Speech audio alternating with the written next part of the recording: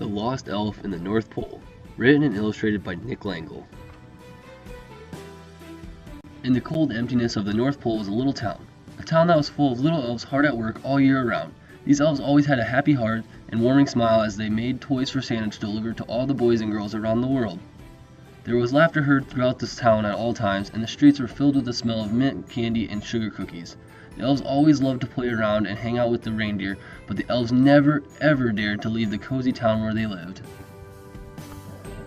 The elves were very busy around the holiday times, having to create beautiful toys for the kids around the world. Santa would stop by to see the elves and make sure they were doing good.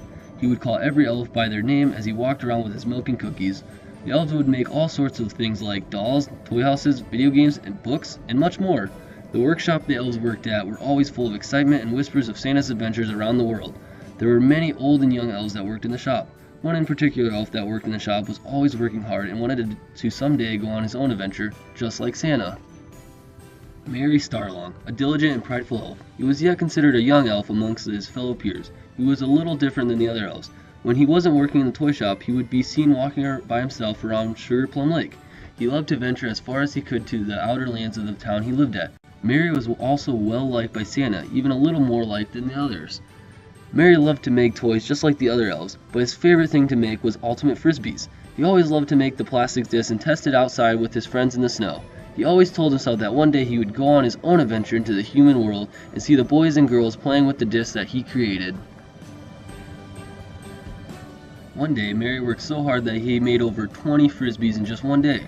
Santa was so proud of him that he told Merry to take a day off from work and to go chill with the snowman over by Candy Cane Mountain. Delighted, Merry skipped over to see some of his snowman friend. Merry talked to the snowman for hours and played frisbee with them until the snowman said it was getting late, so they better head back home to the igloos. But Merry did not want to go home. He wanted to keep playing outside in the snow.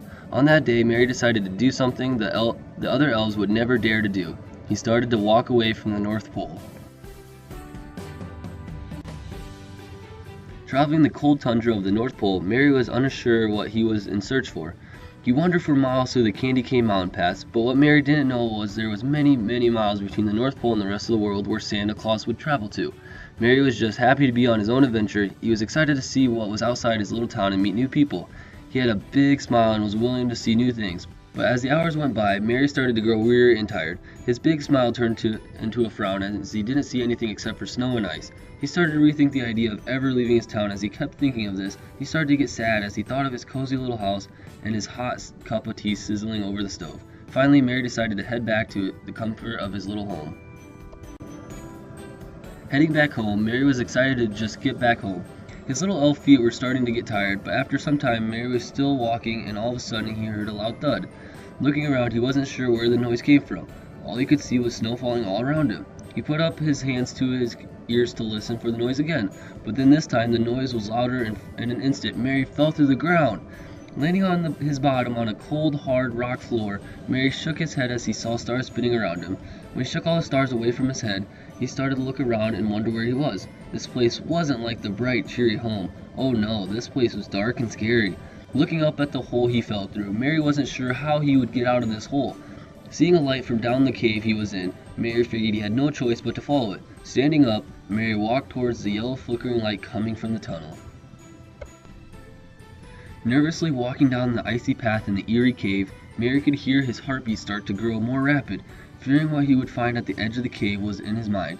Would it be a big scary snow monster, or something even worse, like an elf-eating penguin?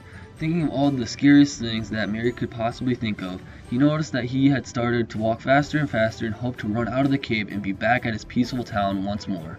Nearing the end of the cave, Merry saw there was a corner that he would have to go around. The light was flickering and flashing a bright orange color. Anxiously, Merry walked around the corner into the light, and what he saw took his breath away. Roar! Is the sound that could be heard echoing throughout the cave. Merry trembled in fear as what he saw before him was a big white snow monster. Furry body, gnashing teeth, and gigantic claws were coming right at Merry as he stumbled backwards and fell on his back. Quickly getting to his feet, he tried to run around the big snow monster, but before he could run past the monster, his big claws grabbed him and lifted him off the ground. Yelling for help, Merry was trying to escape the grasp of the scary monster, but the monster had a tight grasp on him and started to walk out of the cave into the snow blizzard that was outside. Out of breath and seeing the end was near, Mary was out of ideas of how to escape. He started to miss his workshop at the North Pole, the friendly snowman, Santa, and all his dear friends.